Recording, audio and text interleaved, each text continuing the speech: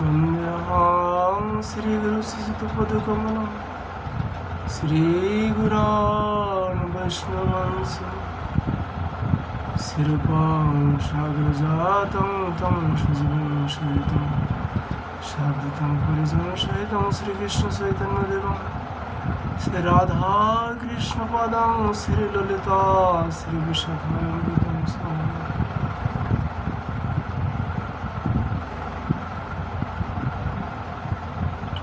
आज हम लोगों को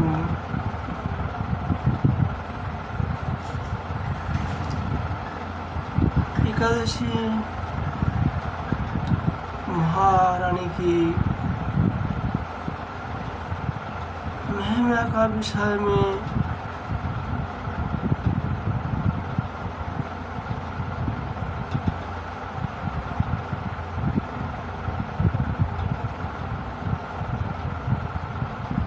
थोड़ा बहुत चर्चा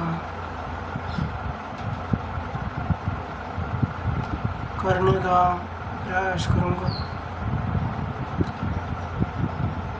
एकादशी महारानी की महिमा विशाल है, अनंत है।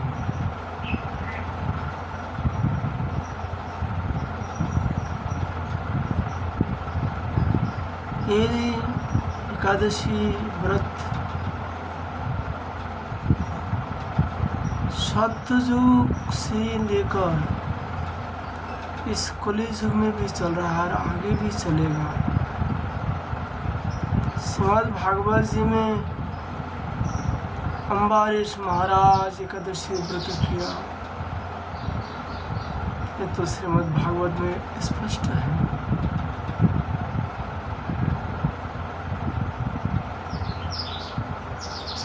त्रेतायुग में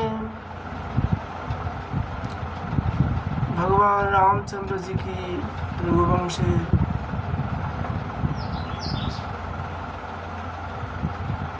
व्रत किया, ये बात भी स्पष्ट है। द्वापर युग में परम ब्रह्म परमात्मा जिनको पिता मानता था नंद महाराज, इन्होंने द्वापर का अंतिम में भी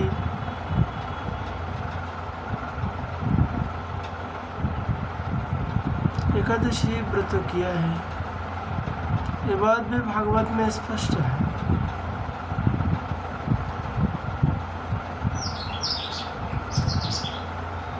कलियुग में स्वयं परम ब्रह्म परमात्मा नंद नंदन श्री कृष्ण चैतन्य महाप्रभु, उन्होंने एकादशी व्रत किया और लोगों से करवाया। ये तो बार बार अनेक शास्त्र प्रमाण है। एकादशी व्रत अनादि काल से चल के आए और चलेगा। राधा जी सयांगी एकादशी जी का जो महत्व है उन्होंने अपना मुख से वर्णन किया है। गर्भ संहिता में इसका बहुत दृष्टांत है।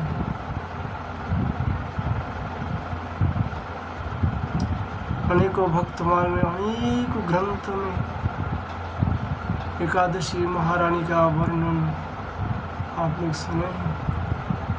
साधु संतों का मुख से भी आप लोग श्रवण किया है। आज मेरे पास भक्त लोगों को निवेदन किया, भक्त लोगों ने हमें सुनाया है कि अनेकों ग्रंथ में, अनेकों इतिहास में, अनेकों पुराण में एकादशी महारानी का बहुत वर्णन है, लेकिन किसी ने आँख में देखा हुआ ऐसा कोई अनुभव बताए जो एकादशी महारानी का इतना महिमा है, इससे कोई देखा हुआ प्रसंग हमें सुना है। इसलिए आज दिन भी एकादशी है और हम जो कुछ एकादशी महारानी का महिमा देखा हो आपका सामने में इसको चर्चा करेंगे।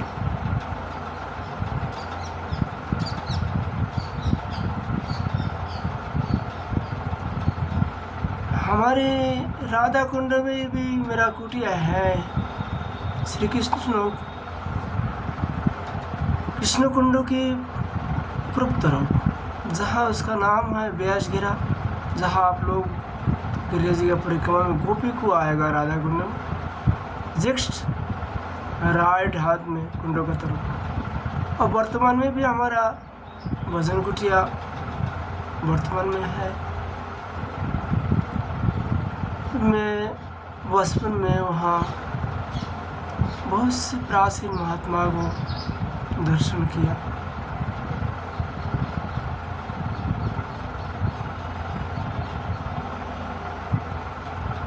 एक महात्मा वहाँ ऐसे वृद्ध था और उनको खूब भजन में अनुभव भी था।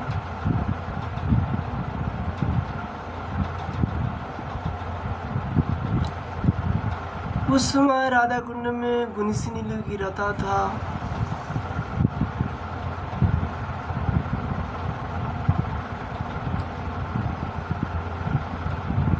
और माता लोग भी रहा करते थे, उस समय भी रहता था। तो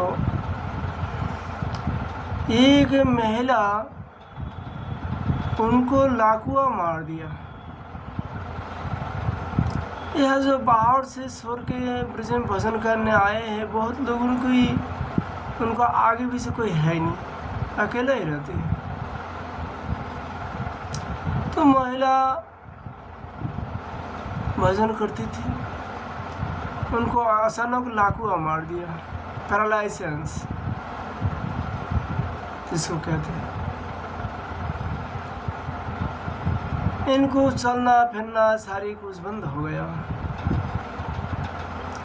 हमारी जो कुटिया है उनको जस्ट बाजू में एक प्राचीन महात्मा भजन करता था।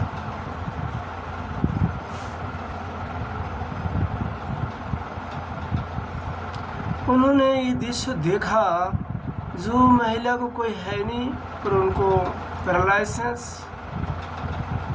एक हाथ एक पैर को पंगु कर दिया, अपंग कर दिया। उन्होंने उनको शिशु को कहा, ए माता को रोटी पहुँचाई देना। कुछ दिन इस प्रकार चलते रहा। उसको बाद में उनको भोजन करना भी बंद हो गया।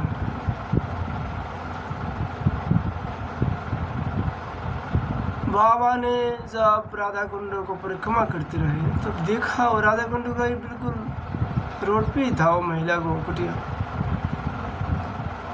जो महिला को खाना पीना बंद है और उन्होंने बोलना भी बंद कर दिया, भोजन को बंद कर दिया, उनको माल मूत्र में पड़े हुए हैं। बाबा को दया आ गया महिला का प्रति।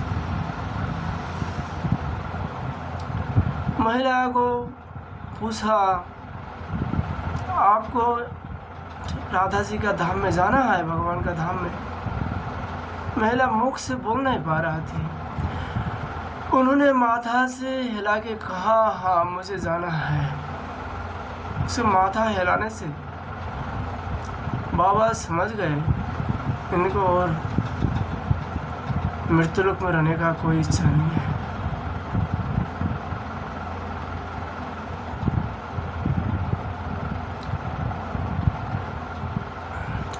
बाबा 12 महीना ही जिंदगी भर एकादशी व्रत को निर्जला करता था। बाबा महिला से कहा, ठीक है, आप भगवान का नाम लेते रहो, हरे कृष्ण कृष्ण कृष्ण हरे हरे, हरे राम राम राम हरे हरे, ये मंत्रों का आप जप करो। बाबा ने हाथ में जल लिए और कहे, हे राधा जी, मैं आपने एकादशी किया हुआ 3 व्रतों का जो फल है, ये महिला को मैं देता हूँ और इनको अपना धाम पे ले जाइएगा। मेरा प्रार्थना आप स्वीकार करें। बाबा जब इस शब्द बोला तभी महिला को रूप चेहरा बदल गए। महिला को आँख से आंसू झरने लगे। बस बाबा को माथा हिला के प्रणाम किया और महिला तुरंत शरीर छोड़ दिया।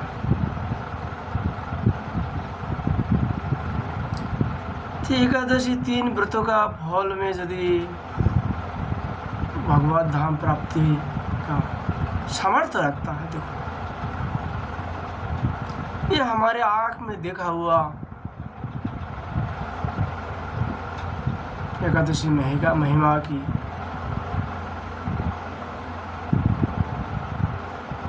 चमत्कार। क्योंकि मैं इस बात की इसलिए कह रहा हूँ, कई लोगों ने मुझे ये सवाल किया है, एकादशी जी का महिमा केवल सुनता हूँ, कोई अनुभव नहीं है, तो आप कुछ देखा हुआ अनुभव आप सुनिएगा। इसलिए मैं एकादशी महारानी की जो महिमा को जो हमने देखा हूँ, जो अनुभव किया हूँ, इसलिए मैं बोलने के लिए यहाँ प्रयास किया हूँ।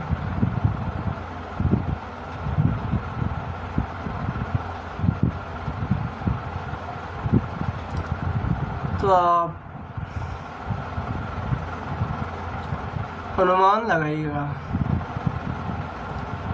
जो लोग पूरे जीवन भर पूरा जिंदगी निर्जला एकादशी व्रत करे, 5 लाख 6 लाख रोजाना नाम जप करे,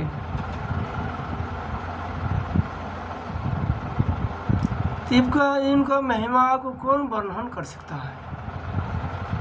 मनुष्य का संभव ही नहीं है। आप लोग से हमारी प्रार्थना ये है, आप जहाँ से बैठ के सुन रहे हैं,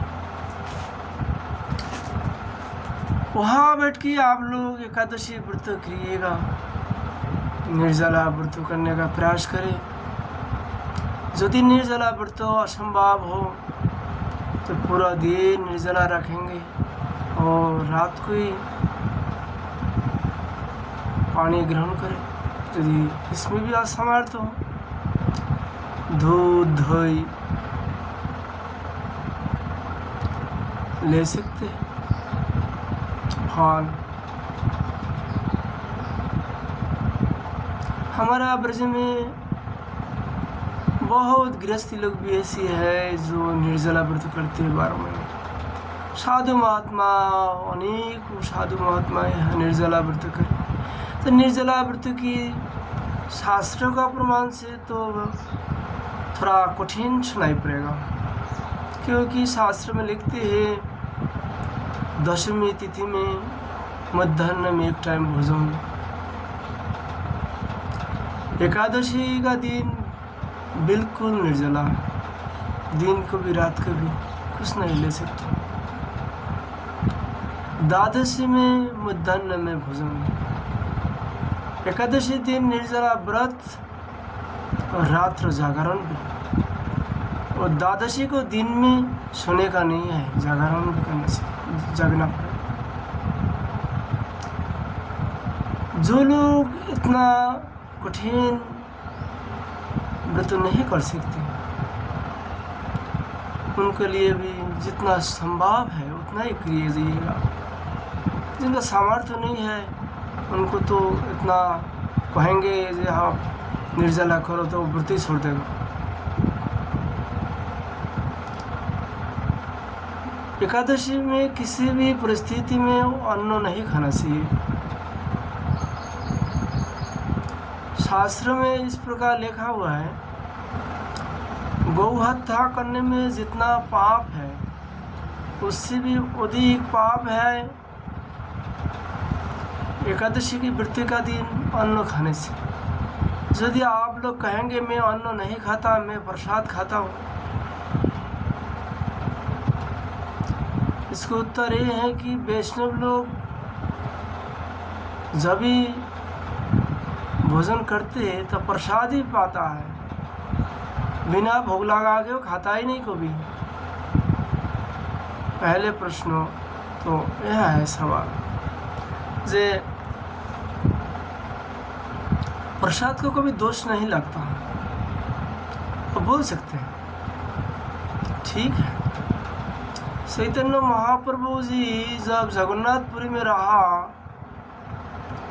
तो एकादशी दिन में भी जाते थे, उन्होंने रोजाना ही जाते थे जगन्नाथ जी के दर्शन में। तो जगन्नाथ जी एकादशी दिन जब भी जाते महाप्रभु जी को माला प्रसादी प्रसाद और अन्न प्रसाद वहाँ के पांडा लोग दिया करते थे महाप्रभु जी। एकादशी दिन भी माला प्रसादी अन्न प्रसादी दिया करते। चैतन्य महाप्रभु जी एकादशी दिन उस प्रसाद को प्रणाम करके अपने राग दिया करते थे, अपनी कुटिया में लाके। जो द्वादशी पारण का समय उन्होंने उस प्रसाद को पा लेते, एकादशी दिन नहीं पाता था। उसे इस महाप्रभु जी का इस आश्रम से मुझे मालूम पड़ते हैं कि उन्होंने जो कुछ शिक्षा दिया है जीव का निमित्त, क्योंकि भगवान का कोई व्रत नहीं होता, मनुष्य के लिए होता है। भगवान के लिए आप अन्न भोग लगा ही सकता है, लेकिन मनुष्य के लिए यही व्रतों का नियम है।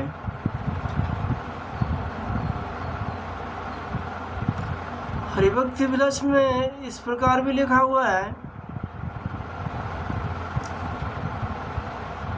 अपना बेटा अपना माँ का साथ अपना पत्नी का रूप में व्यवहार करने से जो पाप होता है उससे भी अधिक पाप होता है एकादशी का दिन अन्न खाने से।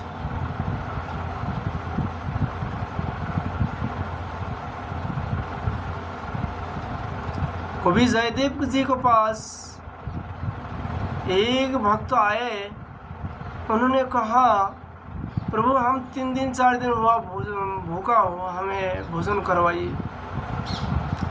कभी जयदेव जी कहा आज एकादशी व्रत है, आज कुछ नहीं मिलेगा, अभी आज व्रत रहना चाहिए और हम व्रत हूँ। उन्होंने बोला हम कई दिन से भूखा हूँ, हमारा शरीर छूट जाएगा महाराज, मर जाएंगे, आप कुछ भोजन करवाओ। उन्होंने बोला नहीं, किसी भी परिस्थिति में नहीं किया जाए, भले ही छूट जाए, जान दो। तो वो बंदा को कभी जयदेव जी का सामने ही प्राण त्याग किया, लेकिन कभी जयदेव जी को सामने ठाकुर जी को विमान वहाँ पहुँचे और उस भूखा बंदा को जो आत्मा कभी जयदेव का सामने मुरातारोहण करके वैकुंठ धाम चले गए। एकादशी दिन यदि कोई व्रत करके प्राण छूट जाए, उनको भी गोलोक धाम में वास होता है। इस दृष्टांत में, इस उदाहरण से हम लोग समझ जाता है।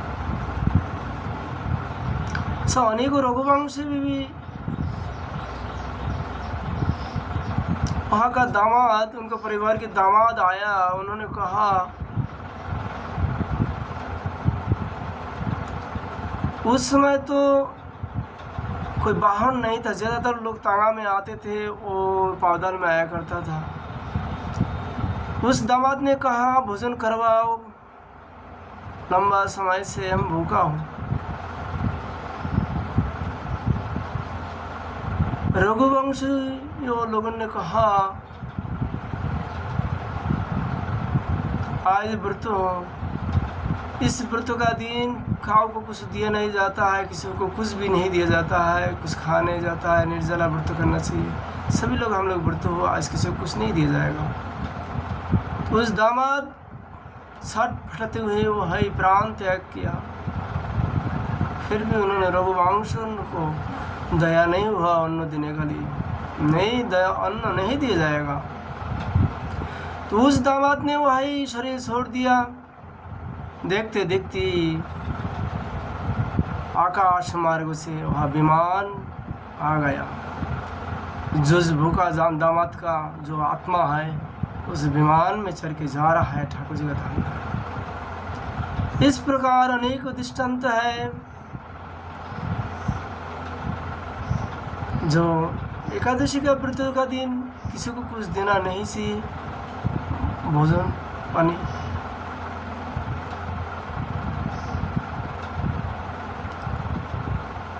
शास्त्रों का प्रमाण से तो हम लोग यही देखता हूँ।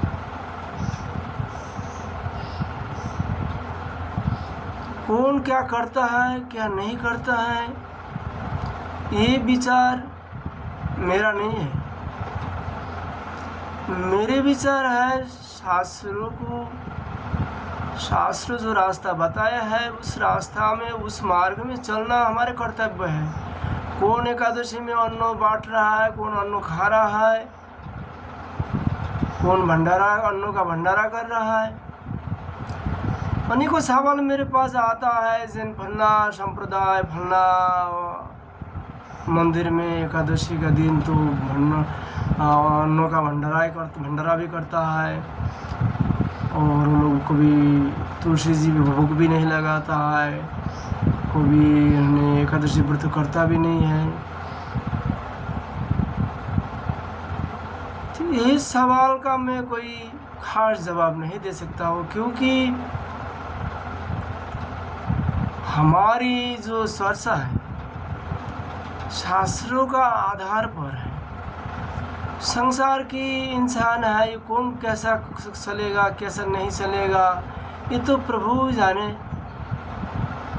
हमारी चलना व हमारी चर्चा व हम लोग को चलना चाहिए जो शास्त्र में बताया है उसी मार्ग में। दूसरा व्यक्ति व्रत करे ना करे, क्या करे ना करे, इस विषय बात देखना हमारी कोई भी उचित नहीं है। यदि आप कहेंगे यदि हाँ वो गलती कर रहा है और हम यदि उसका चर्चा नहीं करेंगे तो गलती करते रहेगा। इसका उत्तर ये है कि कोई गलती करे उसका जिम्मेदारी मेरा नहीं है, उसका जिम्मेदारी समाज की है। समाज उसका जवाब देगा, हमारी जवाब देने का कोई अधिकार नहीं है।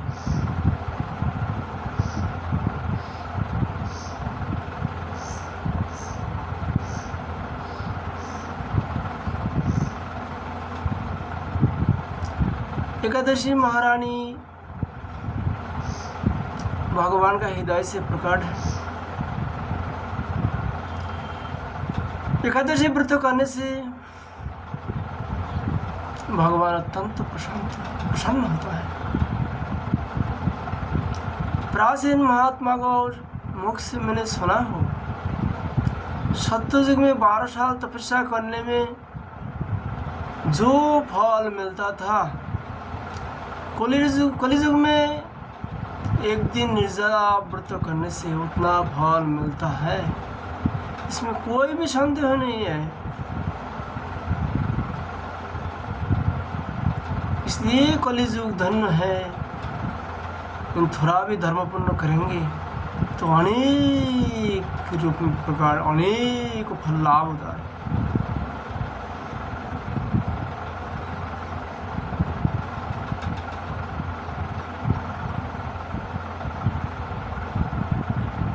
एकादशी जी के बारे में यदि आप लोगों को विस्तार से जानना है, राधा जी की मुख से वर्णन गर्ग संहिता में वर्णन है। आप उनको अध्ययन करिएगा। वीडियो बाढ़ जाता है, इसलिए हम उनको चर्चा नहीं कर रहा है आज, क्योंकि आज लोगों ने जो सवाल किया है, जो आप देखा हुआ एकादशी जी का जो महिमा, उनका आप थोड़ा चर्चा करिएगा। इसलिए आपको जो एक राधा कुंडों की जो एक शांतो महात्मा कृपा किया एक महिला का ऊपर, इसको मैंने प्रसंग को यहाँ विशेष रूप से सुनाया हूँ। ऐसा अनेक जीवन में हमने अनेक देखा हो एकादशी महिमा, और वीडियो लंबा होने का कारण इसका हम चर्चा नहीं करता। आज हम लोग संक्षेप में एकादशी का व्रत यहाँ चर्चा किया हूँ। अब फिर एकादशी महारानी की कृपा होने पर उनका विषय में विस्तार से चर्चा करने का प्रयास करूँगा। राधे राधे राधे राधे।